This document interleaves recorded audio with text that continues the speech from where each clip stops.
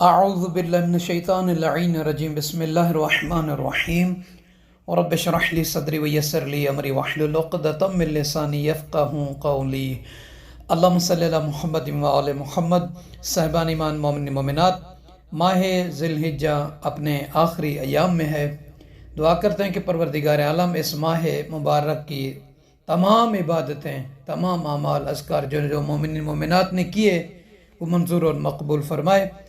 اور دعا کرتے ہیں کہ پروردگارہ ہر مومن کے گھر میں خوشیاں عطا فرما، آمین یا رب العالمین۔ صاحبان ایمان، اس ویڈیو میں کتاب اقبال الاعمال میں سید ابن طوس علیہ الرحمہ نے ماہ ذی الحجہ کے آخری دن کی ایک صلاۃ یعنی نماز کو ذکر کیا ہے کہ اس دن جو آخری دن ہے ذی الحجہ کا، یہ نماز پڑھنی چاہیے، اور اس کا طریقہ کیا ہے وہ بھی بیان کریں گے، اور اس کے ثواب کے حوالے سے، اہمیت کے حوالے سے وہ بھی بیان کرتے ہیں۔ سید ابن طوس علیہ الرحمہ کتاب اقبال الاعمال میں بیان فرماتے ہیں کہ ماہ ذی الحجہ کے آخری دن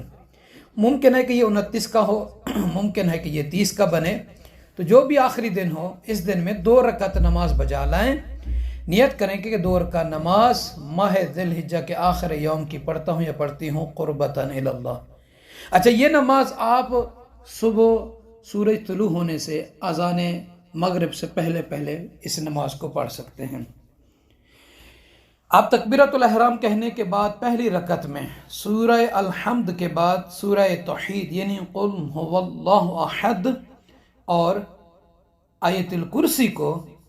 10 مرتبہ پڑھنا ہے، پہلی رکعت میں اور دوسری رکعت میں۔ دوسری رکعت میں یہ پڑھنے کے بعد قنوت میں جو بھی دعا آپ کو یاد ہے وہ پڑھیں، رکوع و سجود تشہد السلام مکمل کرنے کے بعد وہ فرماتے ہیں کہ یہ نماز کے بعد دعا پڑھیں، اللہم ما عملت فی هذه السنہ من عمل نہیتنی عنہ ولم ترضاہ ونسیتہ ولم تنساہ ودعوتنی الى التوبة بعد اجترائی علیک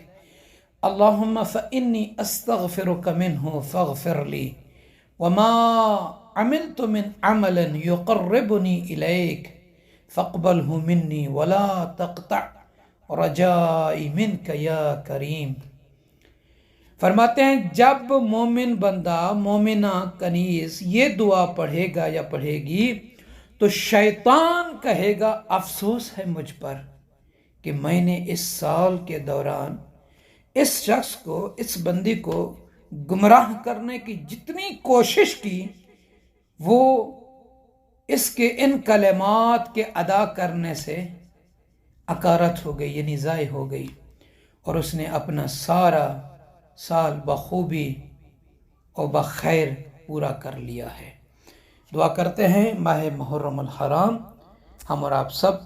صحیح معنوں میں عزاداری کریں اور مقصد امام حسین علیہ السلام سمجھیں، اور مومنین تک، لوگوں تک کربلا کی جو